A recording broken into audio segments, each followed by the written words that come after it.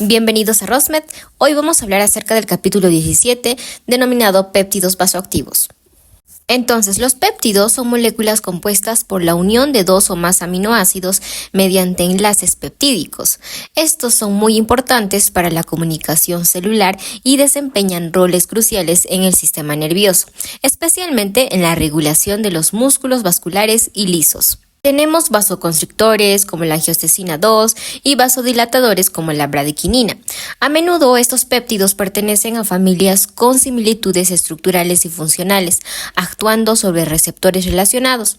Algunos ejemplos incluyen la sustancia P y el neuropéptido. Y aunque inicialmente se consideraban solo curiosidades fisiológicas, hoy en día se ha demostrado que juegan roles importantes en la regulación y también en la enfermedad. Muchos medicamentos han sido desarrollados para modular su biosíntesis o acción y se utilizan comúnmente para tratar enfermedades cardiovasculares y otras infecciones. Dicho esto, ahora hablemos acerca de la angiotensina.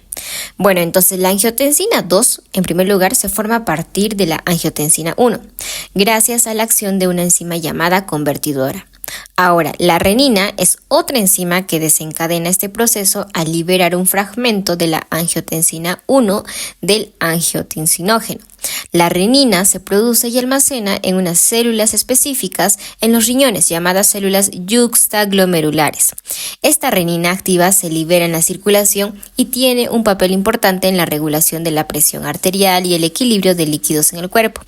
La proreína, una forma inactiva de la renina, también está presente en la circulación y se cree que puede tener efectos a través de un receptor específico. Tanto la renina como la proreína pueden ser producidas en los riñones y en otros tejidos del cuerpo, como las glándulas suprarrenales, los ovarios, los testículos, la placenta y la retina. El control de la liberación de la renina es crucial para regular el sistema renina-angiotensina. La renina activa se libera inmediatamente después de la estimulación del aparato yuxtaglomerular, mientras que la prorenina se libera de manera constitutiva a un ritmo más alto. La mácula densa, una estructura asociada con el túbulo distal en los riñones, juega un papel importante en este proceso al detectar cambios en la concentración de sodio y señalar a las células yuxtaglomerulares para liberar renina. Además, el barorreceptor renal, sensible al estiramiento de las células yuxtaglomerulares, controla la liberación de renina en respuesta a la presión arterial renal. Ahora, el sistema nervioso simpático también influye en la liberación de renina, tanto indirectamente a través de la activación adrenérgica como directamente en las células yuxtaglomerulares. La angiotensina 2 ejerce un efecto inhibitorio sobre la liberación de renina, completando así un mecanismo de retroalimentación negativa. Ahora, es importante mencionar que los niveles intracelulares de mensajeros como el CAMP, el CGMP y también el calcio también regulan la liberación de renina. Además, numerosos agentes farmacológicos pueden alterar esa liberación, ya sea estimulándola o inhibiéndola, y varios péptidos revisados en el capítulo también tienen efectos sobre la liberación de la renina. También mencionamos lo que era el angiotensinógeno, que es una proteína circulante producida en el hígado, que sirve como sustrato para la renina en la formación de la angiotensina 1. Aunque la angiotensina 1 contiene las secuencias necesarias para las acciones del sistema renina-angiotensina, tiene poca o ninguna actividad biológica y debe convertirse en angiotensina 2 mediante la enzima convertidora. La enzima convertidora, también conocida como ACE, es una dipeptil carboxipeptidasa que cataliza la incisión de dipéptidos, convirtiendo la angiotensina 1 en angiotensina 2 y desempeñando otros roles en la degradación de péptidos como la bradiquinina. Ahora, la enzima convertidora 2 es similar a la enzima convertidora, pero tiene una estructura ligeramente diferente y un solo sitio activo. Su función principal es convertir la angiotensina 1 en angiotensina 1,7 y esta conversión resulta en una actividad vasodilatadora, lo que significa que ayuda a ensanchar los vasos sanguíneos, lo que puede ayudar a reducir la presión arterial. En otras palabras, la angiotensinasa es un conjunto de enzimas que metabolizan la angiotensina 2. La mayoría de los metabolitos resultantes de este proceso son biológicamente inactivos, lo que significa que no tienen efectos significativos en el cuerpo. Sin embargo, algunos de estos metabolitos conservan cierta actividad biológica, aunque en general la acción principal de la angiotensinasa es reducir la concentración de la angiotensina 2 en la circulación. Estos procesos son fundamentales para regular el sistema renina-angiotensina, que a su vez desempeña un papel crucial en el control de la presión arterial y el equilibrio de los líquidos en el cuerpo. Entonces, la angiotensina 2 tiene diversas acciones en varios tejidos del cuerpo, incluyendo el músculo liso vascular, la corteza suprarrenal, el riñón, el corazón y el cerebro. Estas acciones son cruciales para regular el equilibrio de líquidos y electrolitos, así como la presión arterial que ya habíamos mencionado. Una actividad excesiva del sistema renina-angiotensina, del cual la angiotensina 2 es un componente clave, puede llevar a hipertensión y desequilibrios en el cuerpo. En términos de presión arterial, la angiotensina 2 es un potente agente presor, siendo aproximadamente 40 veces más potente que la norepinefrina. Esto se debe a su capacidad para contraer el músculo liso vascular, especialmente en las arteriolas. Además, la angiotensina 2 puede aumentar la presión arterial a través de acciones en el cerebro y el sistema nervioso autónomo. Esta respuesta presora se acompaña generalmente de poca o ninguna bradicardia refleja, ya que la angiotensina 2 actúa simultáneamente en el cerebro para ajustar el control reflejo de la frecuencia cardíaca. Como ya habíamos mencionado, la angiotensina 2 también interactúa con el sistema nervioso autónomo, estimulando los ganglios autonómicos y aumentando la liberación de la epinefrina y la norepinefrina de la médula suprarrenal. Además, facilita la transmisión simpática, lo que resulta en una mayor liberación y una menor recaptura de la norepinefrina. También tiene un efecto positivo directo en la fuerza de contracción del corazón, aunque menos significativo que sus efectos sobre el músculo liso vascular. En la corteza suprarrenal, la angiotensina 2 estimula la síntesis y liberación de la aldosterona, una hormona que regula los niveles de sodio y potasio en el cuerpo. También pueden estimular la síntesis de glucocorticoides a concentraciones más altas. En el riñón, la angiotensina 2 causa vasoconstricción renal, lo que reduce el flujo sanguíneo hacia los riñones, aumentando la reabsorción de sodio en el túbulo proximal y reduciendo la liberación de la renina. Además de sus efectos periféricos, la angiotensina 2 actúa en el sistema nervioso central para estimular la ingesta de líquidos, aumentando la secreción de vasopresina, esta hormona que ya habíamos dicho que regula la retención del agua, y la hormona adrenocorticotrópica. Otra función importante de la angiotensina 2 es su capacidad para promover el crecimiento celular, especialmente en las células musculares, vasculares y cardíacas. Esto puede contribuir al desarrollo de la hipertrofia cardíaca y a la enfermedad vascular hipertensiva. Se ha observado que la inhibición del sistema renina-angiotensina puede prevenir o ralentizar los cambios morfológicos posteriores al infarto de miocardio que podrían llevar a la insuficiencia cardíaca.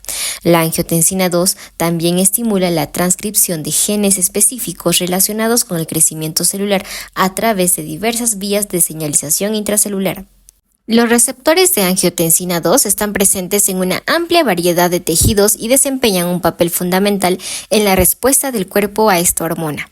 Estos receptores están acoplados a proteínas G en la membrana celular, lo que permite una respuesta rápida en la angiotensina 2.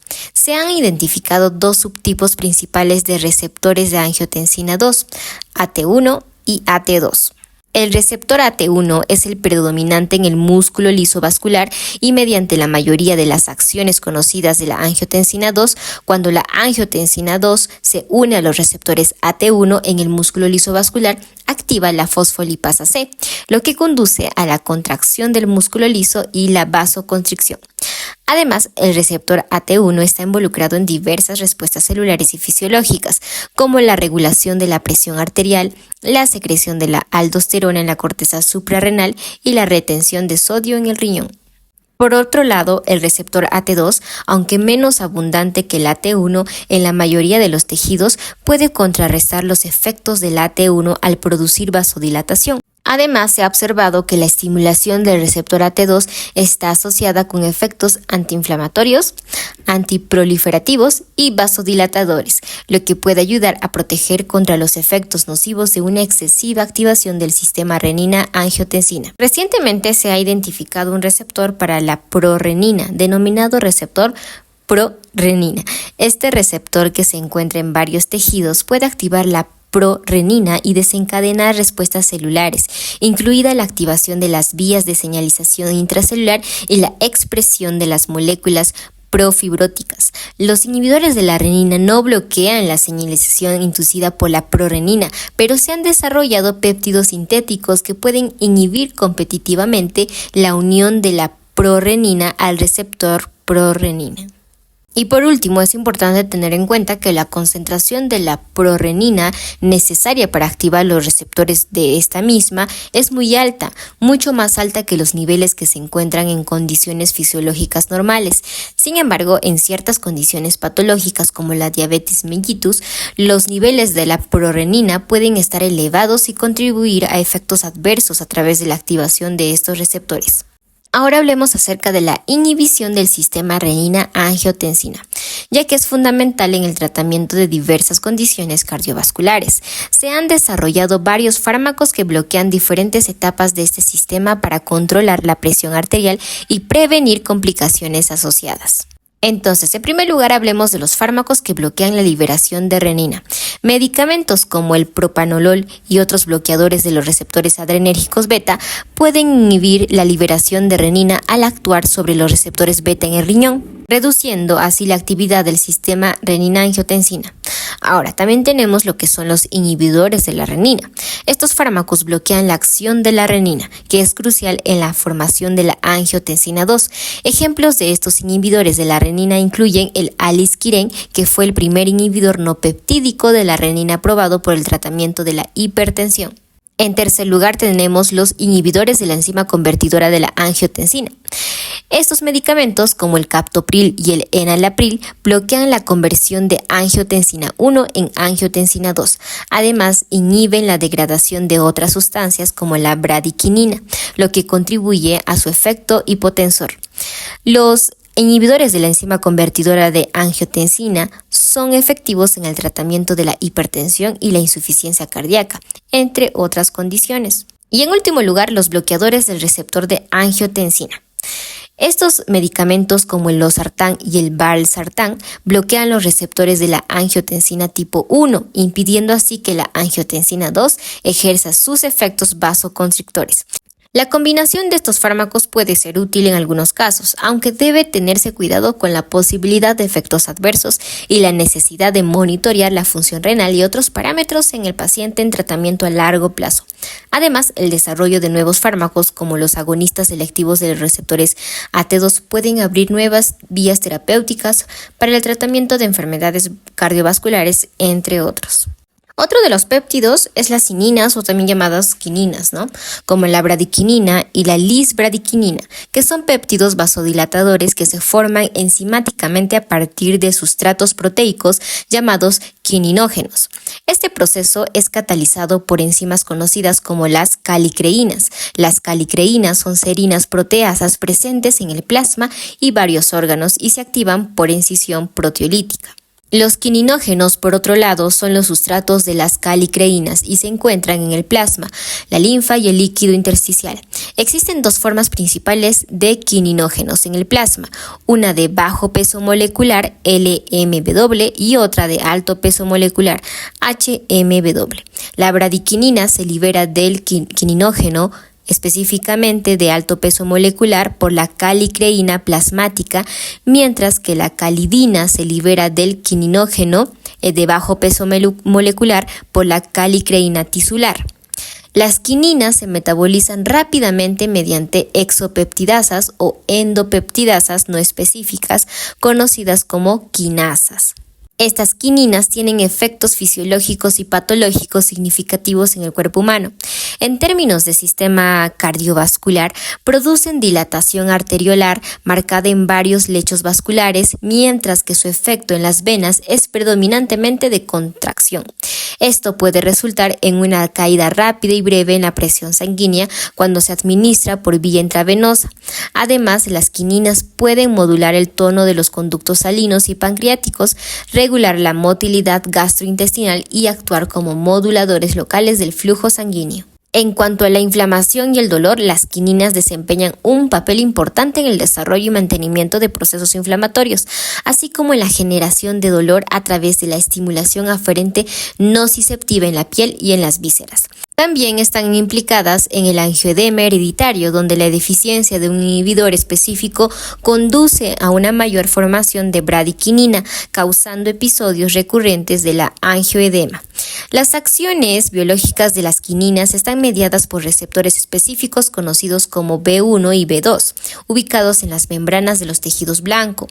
La bradiquinina muestra la mayor afinidad por los receptores B2, que están involucrados en una amplia gama de efectos biológicos mediados por esos péptidos vasodilatadores. Dicho esto, hablemos acerca de los fármacos que afectan al sistema calicreína-quinina. Vamos a tener 8. En primer lugar, los antagonistas del receptor de quinina, en donde se han desarrollado para los receptores B1 y B2, mostrando potencial como agentes antiinflamatorios y antinociceptivos. En segundo lugar tenemos el icatibant, un antagonista del receptor B2 efectivo en el tratamiento del angioedema hereditario y otras condiciones. En tercer lugar tenemos los antagonistas de la tercera generación, que son más prometedores para el tratamiento del dolor inflamatorio. También tenemos en cuarto lugar el SSR240612, un antagonista selectivo del receptor B1 con potencial para tratar el dolor neurogénico e inflamatorio. En quinto lugar tendremos los inhibidores de la síntesis de quininas, en este caso por ejemplo la aprotinina, que son preparaciones del plasma humano, C1, INH y la ecalantida. En sexto lugar, los inhibidores de la síntesis de las prostaglandinas, como el ácido acetilsalicílico, que bloquean las acciones de las quininas mediadas por las prostaglandinas. En séptimo lugar, tenemos los inhibidores de la enzima convertidora, que mejoran las acciones de las quininas al bloquear su degradación, siendo útiles en el control de la presión arterial. Y en último lugar, los agonistas B2 selectivos. Estos agonistas están siendo estudiados y han demostrado eficacia en algunos modelos animales de enfermedad cardiovascular humana.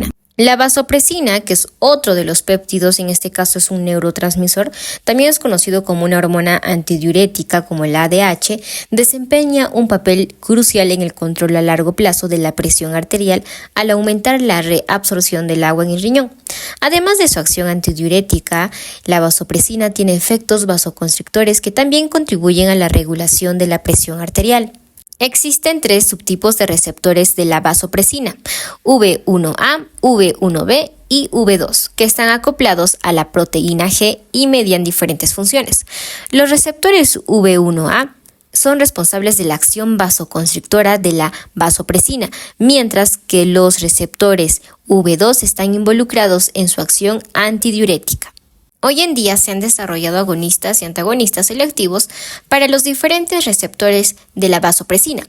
Por ejemplo, la terlipresina es un agonista de la vasopresina que ha demostrado ser beneficiosa en el tratamiento de estados de shock distributivo y el séptico. También se han desarrollado antagonistas de la acción vasoconstrictora que pueden ser útiles en el tratamiento de diversas condiciones como la hipertensión y la insuficiencia cardíaca. Otro de los péptidos van a ser los péptidos natriuréticos. En este caso, por ejemplo, hay varios. Tenemos el péptido natriurético auricular, el péptido natriurético cerebral y el péptido natriurético tipo C, que desempeñan funciones importantes en la regulación del equilibrio hídrico y la presión arterial. Estos péptidos son sintetizados principalmente en el corazón, pero también se encuentran en otros tejidos como el cerebro y también en los riñones. El péptido natriurético auricular y también el péptido natriurético cerebral se liberan en respuesta al estiramiento auricular, lo que ocurre en condiciones como la expansión del volumen y la insuficiencia cardíaca. Estos péptidos inducen natriuresis, es decir, excreción del sodio, y diuresis, es decir, aumento de la producción de la orina, lo que contribuye a reducir la presión arterial. Además, inhiben la liberación de la renina, la aldosterona y la vasopresina, lo que también ayuda a disminuir la retención de sodio y de agua. Por otra parte, el péptido natriurético de tipo C, aunque menos estudiado que los otros dos, también tienen efectos vasodilatadores importantes y puede desempeñar un papel en la regulación de la resistencia periférica. Estos péptidos ejercen sus acciones a través de la unión a receptores específicos en la superficie de las células blanco, como los receptores NPR-A, NPR-B y NPR-C. La inhibición de la enzima neprilicina, que degrada los péptidos natriuréticos, ha sido un enfoque terapéutico en el tratamiento de la insuficiencia cardíaca. La combinación de inhibidores de la neprilicina con inhibidores de la enzima convertidora de la angiotensina o antagonistas de los receptores de la angiotensina 2 ha demostrado ser eficaz en la reducción del riesgo de hospitalización y muerte en pacientes con insuficiencia cardíaca. Seguimos con más péptidos y en esta ocasión vamos a hablar de las endotelinas, que son péptidos vasoconstrictores que desempeñan un papel crucial en la regulación del tono vascular y están implicadas en diversas condiciones patológicas como la hipertensión y también la insuficiencia cardíaca, al igual que todos, ¿no? Se sintetizan a partir de precursores más grandes y actúan a través de dos subtipos de receptores, ETA y ETB, distribuidos en todo el cuerpo.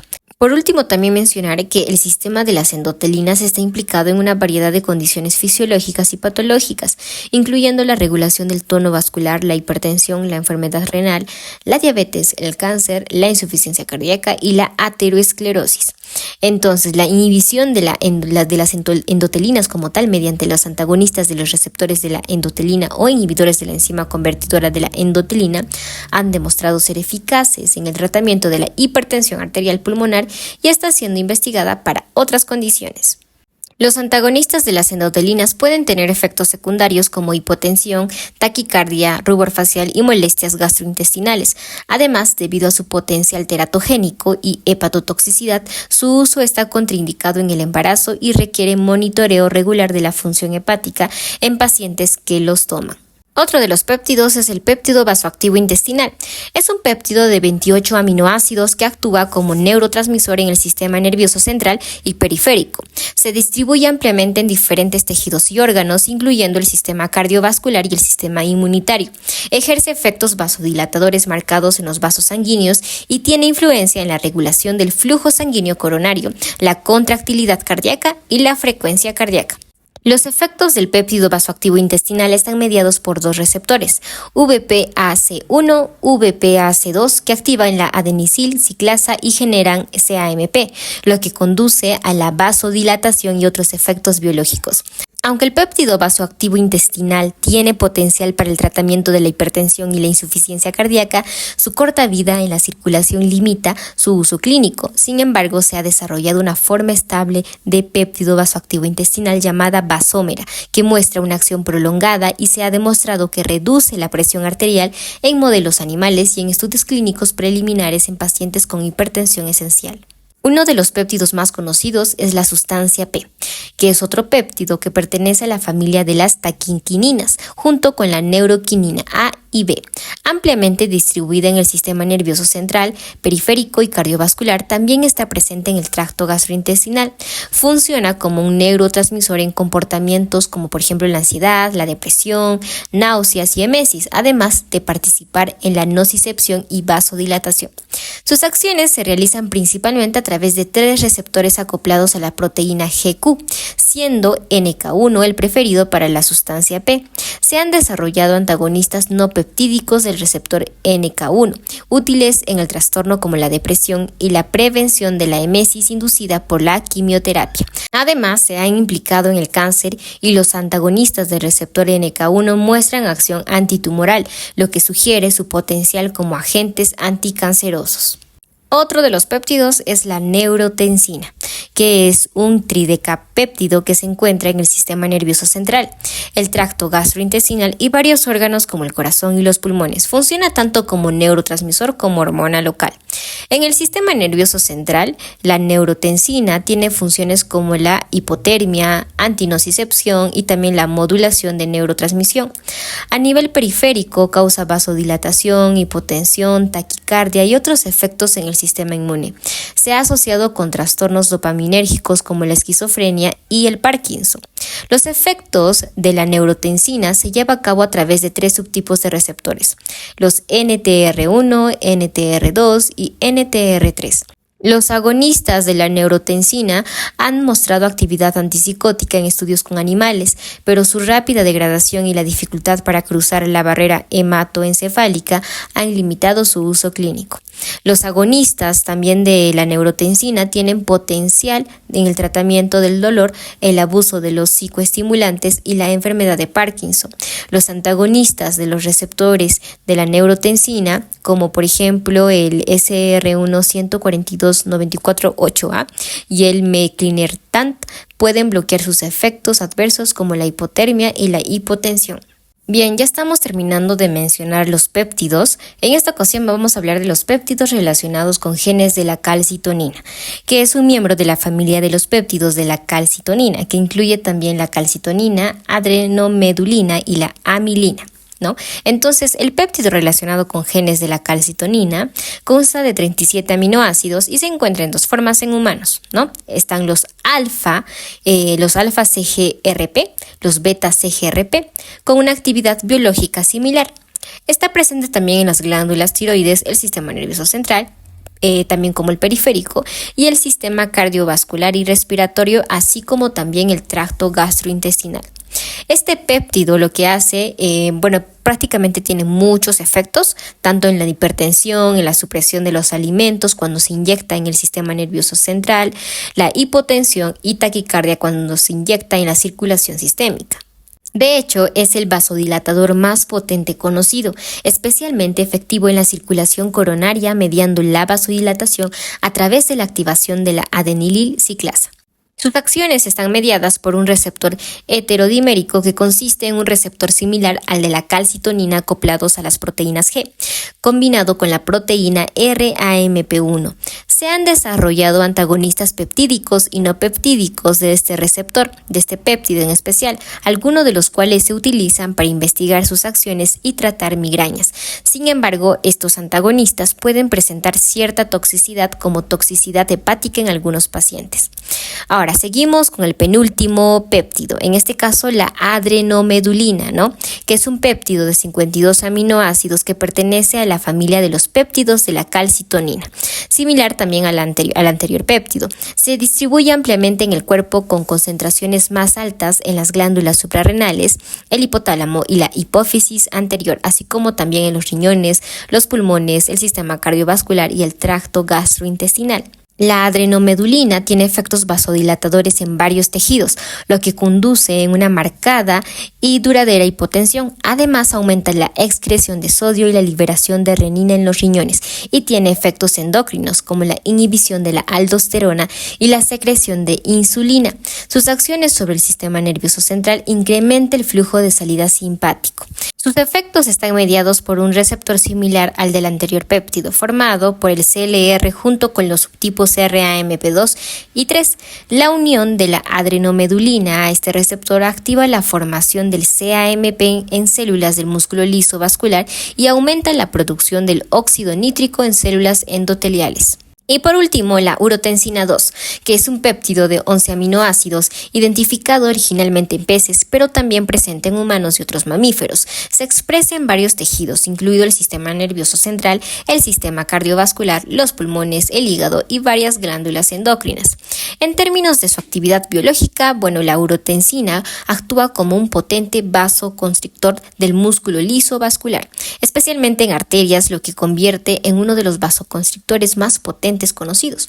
Sin embargo, también pueden causar vasodilatación en ciertas condiciones. Además de sus efectos cardiovasculares, la urotensina tiene implicaciones en la osmorregulación, la respuesta inflamatoria y la inhibición de la liberación de la insulina inducida por la glucosa.